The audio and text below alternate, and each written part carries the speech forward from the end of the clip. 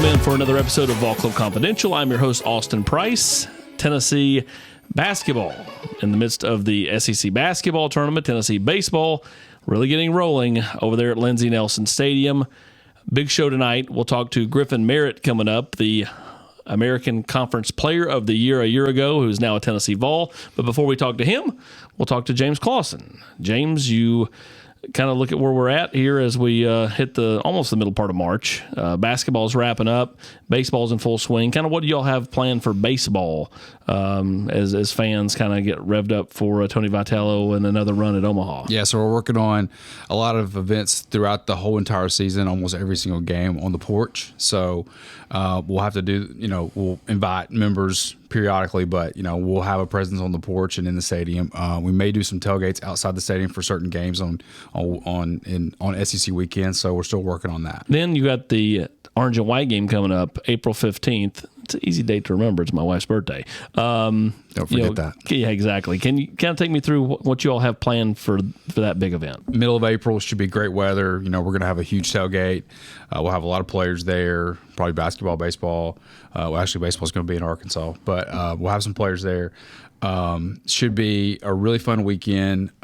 Maybe getting to do some stuff with the team after the game where we can do some stuff with autographs and meet and greets and stuff. So working with Tennessee on that, but should be a really fun weekend for the spring game. All right. Now let's get to the star of the show, the newest Vol, Griffin Merritt.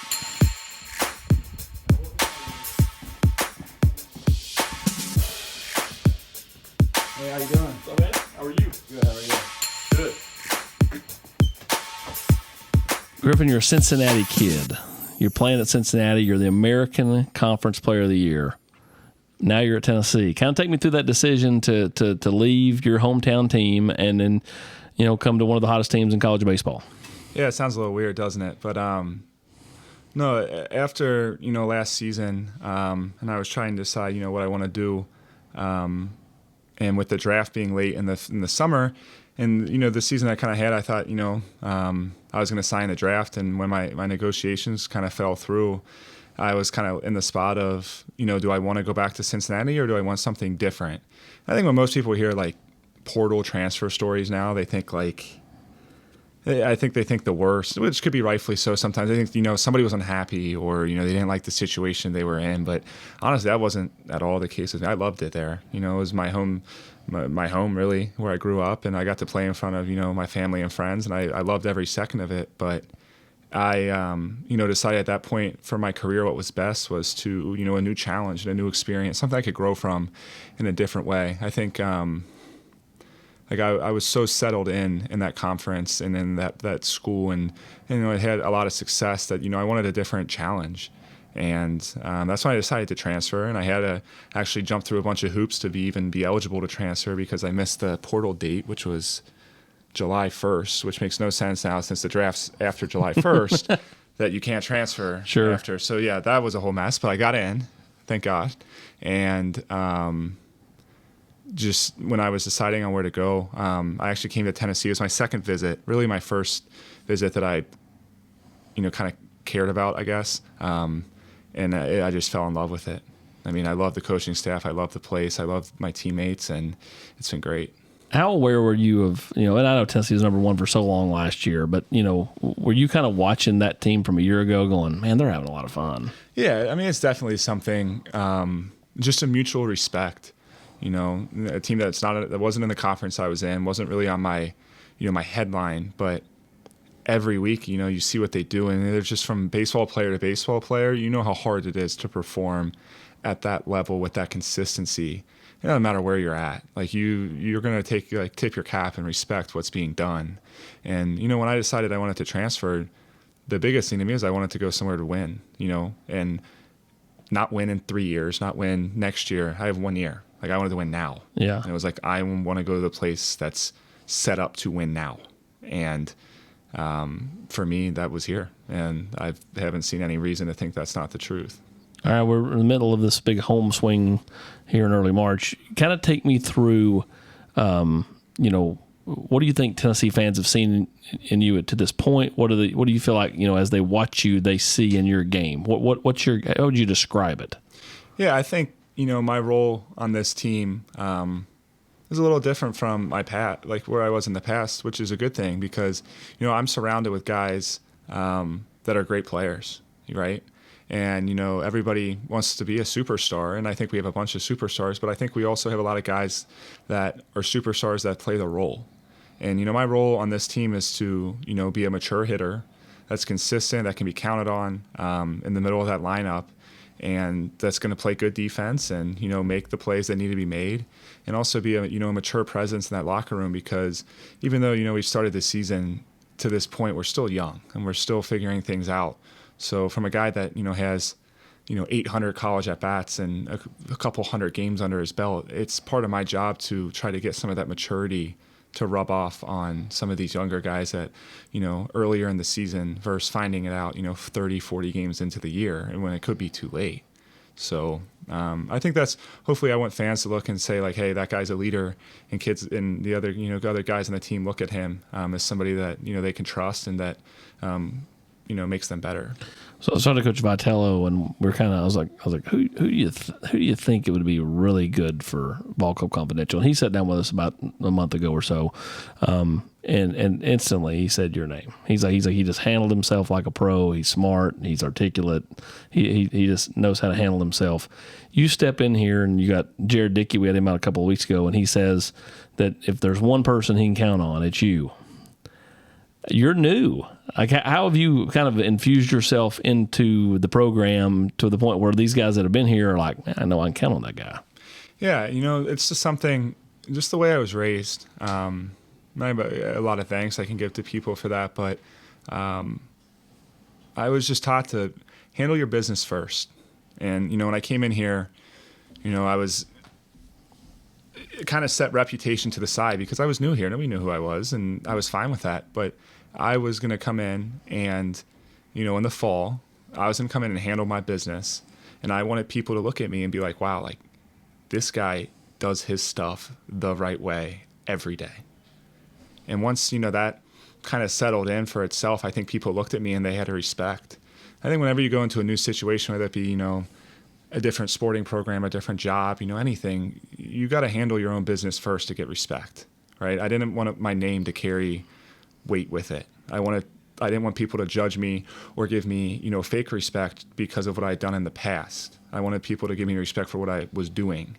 And I think once I did that and showed that, hey, like, I care about the right things and I do stuff the right way, that people were able to, trust me. And I think Jared, living with Jared definitely has, I think, a little pull on that. I don't know if he was sucking up to me or not, but no, I think it's been pretty cool to serve in a role like that, where like these guys, come to you to ask questions. And we were just hitting the other day, and freshmen come up and ask, like, hey man, like, what do you do in this situation? What are you doing here?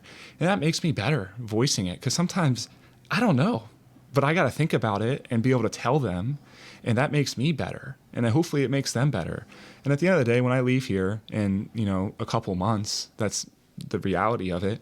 I just want to be a guy that was here for 9 months that made a mark on this program that lasts way longer than that. So how much did you immerse yourself in Tennessee athletics? Like, I mean, you picked a good time football-wise to roll in here. I mean, were you at all these games this fall just kind of enjoying being a student? Yeah, I definitely think I've had a different appreciation for where I'm at in my life with a different experience here. I enjoyed the fall. I had fun. When I had time to, enjoy Knoxville, to enjoy football games and Saturdays here, like I did it. And looking back, I'm super happy I did. One, because it was kind of a one-shot thing for me here, but two, it's just given me so much reflective time to be thankful for where I'm at in my life. And, it's the same thing with baseball. And baseball's a tough game, man. It's hard. Especially as a hitter, it's hard. And it's like if you, just beat yourself up, you just add, fuel to the fire that you can get caught up in. And I think here, just enjoying every single day and, being thankful for every opportunity just puts you in a different mindset. And I think it helps you perform. So, with the football team and everything, this fall and everything I got to experience in that Alabama game, I was there. I mean, that's probably the single coolest sporting event I've ever been to in my life. And I know this is going to break Tennessee fans' hearts, but I didn't grow up a Tennessee fan, right?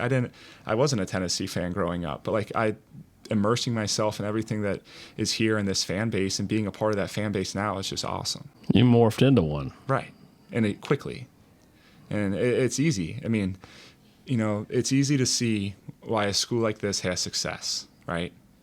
They have good coaches, they have resources, and they have an engaged fan base and an athletic department that cares. And it's massive in baseball, right? You got to have an athletic department if you want to be a good baseball school that puts emphasis on being a good baseball school. So only 4 hours from the house. It makes it easy for family to get down here for all the games. How much have they kind of enjoyed coming down to Knoxville some, letting you be you, letting you breathe and stuff, but at the same time kind of getting to be a small part of it? Yeah, I definitely think, my parents especially are enjoying it. I only have one other sibling. It's my younger brother, and he's actually a freshman outfielder at Cincinnati now. So my parents are officially empty nesters. So I think I know my dad's eating it up, getting to come down to all the games, and that's cool, man. Like you look back when you're little, and you go play college, and you kind of forget about that stuff. But like it's awesome to see how much enjoyment I'm able to bring to my family and friends, and I have friends come visit me this fall and come for football games. I've had family come down for baseball games, girlfriend's family come down, and it's just cool. And I'm proud when they come that they're able to experience what it is that we have here, and that's a pretty cool thing. You sound so reflective, like it. That no matter what happens at the next level, your college years are winding down, right? And so you're just kind of soaking up everything, whether that's hanging out with your buddies at your apartment playing PlayStation or batting practice or whatever. Yeah, I definitely, when I leave here, want to be like I took every advantage of every opportunity that I had, and I don't want to look back. And I've kind of lived my life with no regrets in general, but there's some times where things get hard, and you look back and wish you would have done things differently, but I don't think that's going to be the case with me here. I've honestly, with COVID and everything, and I know it wasn't a good thing for many, many people, but it gave me an extra year because my year got canceled, and I was like, man, I got house money to go play at possibly right now the nation's best casino. Like, how can you not enjoy it, right? Well, how can any day be that bad, kind of thing.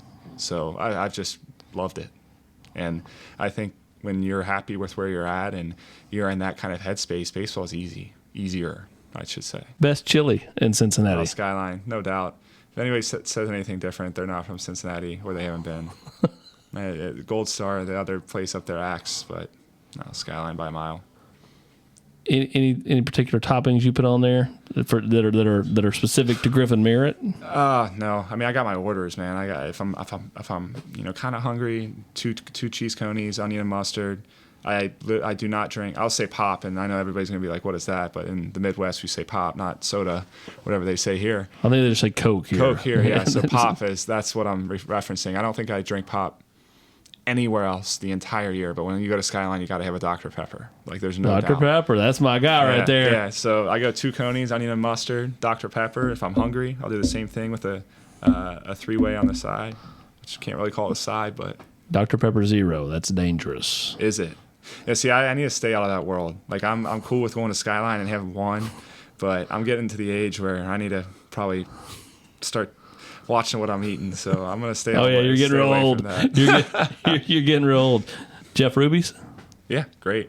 I actually know Mr. Ruby. He's a good guy, and great steakhouse, great place. And if you're ever up in Cincinnati and you want to get a good steak at a place that is going to take care of you, definitely. Filet, ribeye, what are we rolling?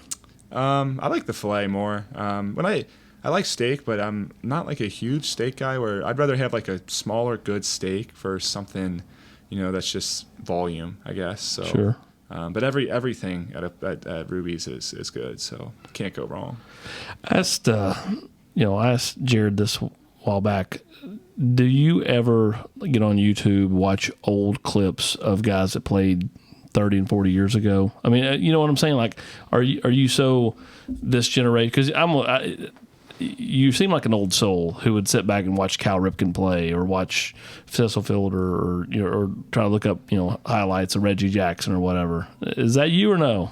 I would actually say no. When I watch sports, especially baseball, I like to watch current because I'm one of those dudes where whatever I'm doing, I try to find some way to benefit what I care about. And right now I care about baseball. So if I'm watching the game, I want to watch current game, current guys, what they're doing that could make me better. And the way the game has changed immensely. I mean, even from my first year in college to now, the game has changed crazily. And in 5 years, it's going to be completely different than it is today. So when you ask me this same question in 5 years, I bet you they say, what I'm doing now might not help them be successful for whatever they're facing. But as a hitter now, it's, stuff's changing so much with analytics. And, back in the day, if you threw hard, you threw hard. If you didn't, you didn't. Well, nowadays, they can train anybody to throw 95. So that's kind of scary as a hitter, knowing that, it's not just like, oh, this guy here or this guy there has gifted velocity. Now it's every guy can, right? I mean, you got Ben Joyce throwing 105 miles an hour in college. I mean, and every kid on our staff's throwing 95 out there every inning.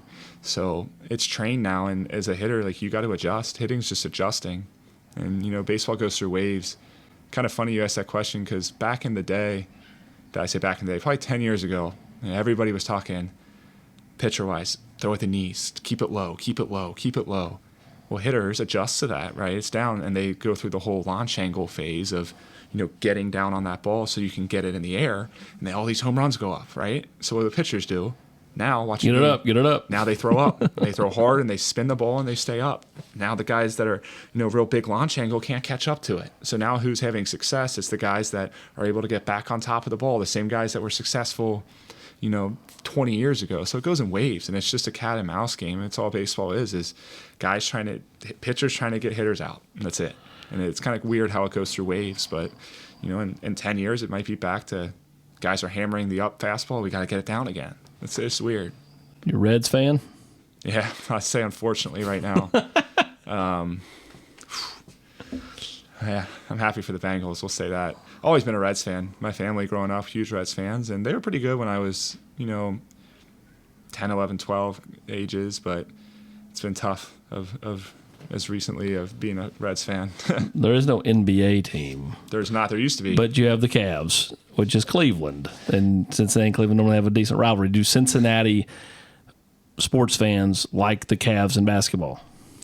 I'm not a huge NBA guy in general, but for the most part, from everybody I know, I'd say no. No. Basketball in Cincinnati is more in the college rank. University of Cincinnati and Xavier, people get pretty passionate about those basketball. Ohio State's not too far. Yeah. But with Cincinnati getting pretty good in football lately, the university, a lot of people college-wise, if kind of that were Ohio State fans, sure, just because they were good, have kind of changed support to their backyard team, which has helped. And I know it helped that athletic department a lot. And with the Bengals being good now, I mean, since it's crazy. I compare Knoxville and Cincinnati. They're so similar. I think Knoxville is just a little smaller Cincinnati, really. And the people are really similar. I feel like that's why it's been so easy for me to transition, because I feel like it's literally like, as cliche as it sounds, it's like a second home, because it's really not different. And the fans here are so passionate about what they care about. And you see that every weekend at Tennessee sports, because pro sports aren't big in Knoxville. And it's the same thing in Cincinnati. As soon as the Bengals started making moves to win and showed that they wanted to win, I mean, people hopped on like crazy in support because they want to be a fan of something. So it's pretty cool. All right, let's go rapid fire. How many sports did you play growing up? 3: football, basketball, and baseball. I played 3 in high school, and actually 3-time state champion in football. What position in football? Quarterback. Yeah. Football's the big one in Cincinnati. Did you play Moeller?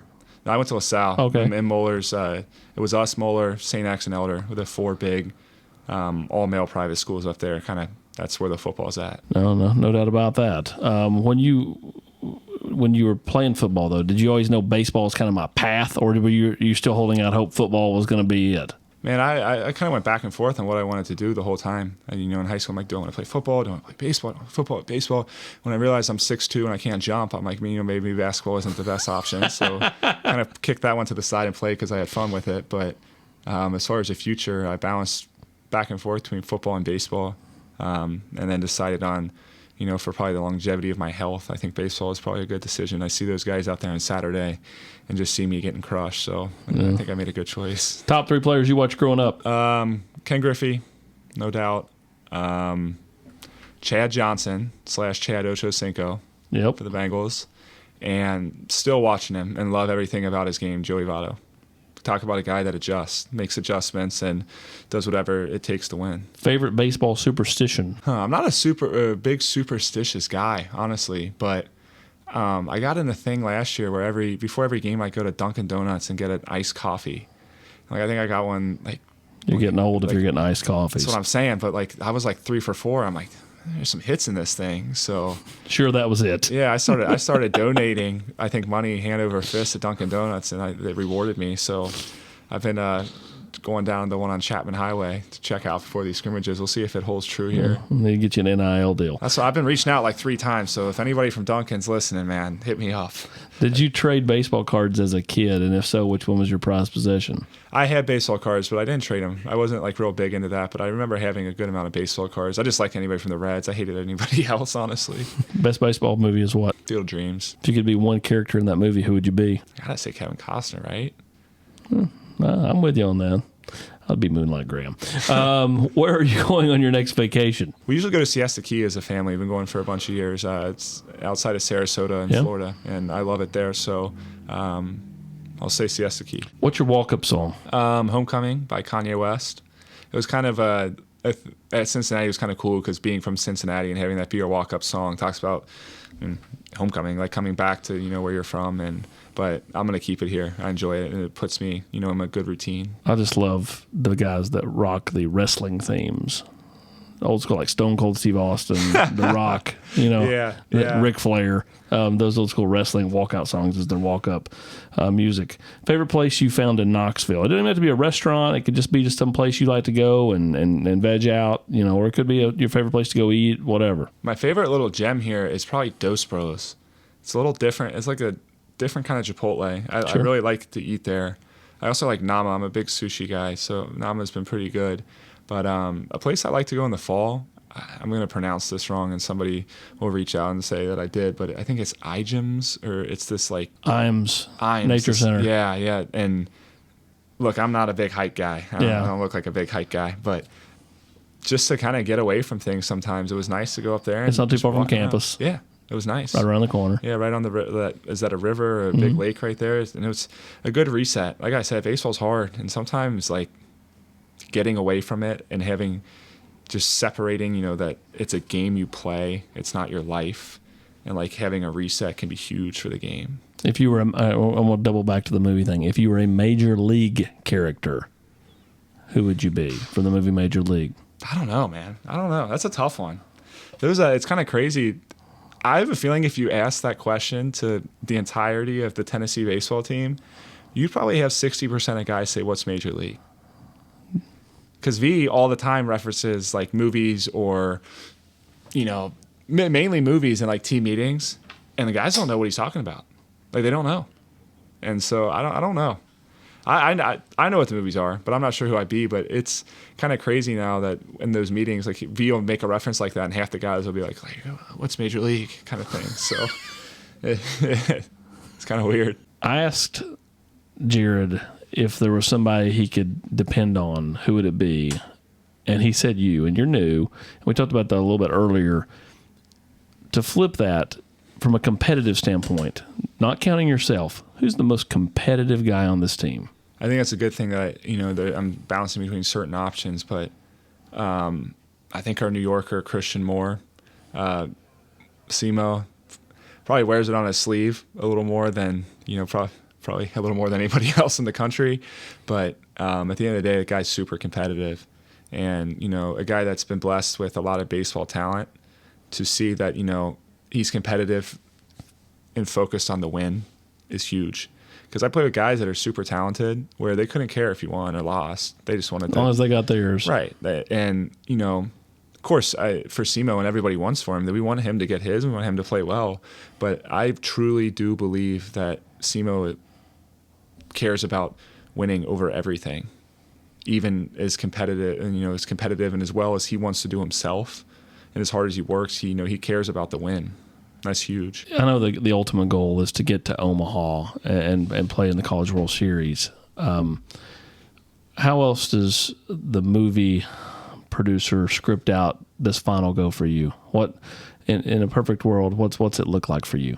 Yeah, a perfect world for me is to win a national championship. Of course, I want to be a big part of that, and I'd love to be a headliner guy on that tour. But if I'm not, then I'm not. I'd rather win. I want to win a national championship. That's why I'm here. That's why I'm still, playing college sports when I could have started a professional career. That's why I'm here, and it's to win. And that's why I transferred. And it all comes back to really, at the end of the day, all of this came because I wanted to win. And of course, I think that if we do win a national championship, that I'm going to have, a pretty sizable hand in my role. But at the end of the day, it's not about the personal stuff to me here, right? I'm enjoying every second I have here. And if I leave here with a national championship, then there's nothing else that matters, really. You talked about earlier a new challenge. You got these SEC series coming up as we get towards the end of March and into April and May.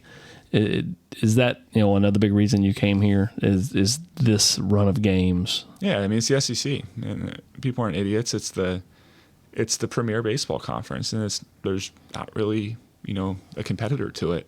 If you're a dude, you want to play in this conference, and I felt like I was a dude, and I wasn't in that conference, so I got in it, and I'm excited to compete against the other quote unquote the other better teams in the country. And, they're going to have good stuff, and the pitchers are going to be good, hitters are going to be good, but we have really good pitchers, we have really good hitters, and we're ready to play. We're ready.